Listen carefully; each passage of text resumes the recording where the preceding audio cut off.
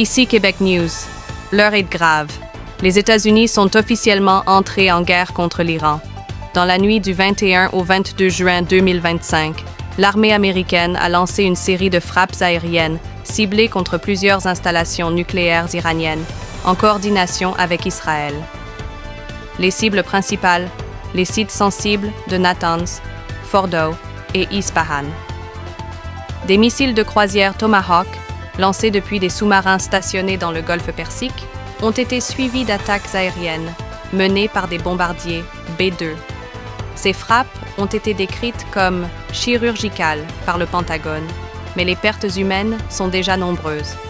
Plusieurs centaines de morts sont redoutées, selon les premières estimations sur place.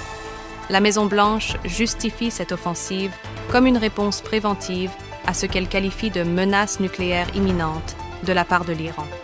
Le président Donald Trump, revenu au pouvoir en janvier 2025, a déclaré dans un message solennel à la nation que les États-Unis ne laisseront jamais un régime hostile accéder à l'arme nucléaire.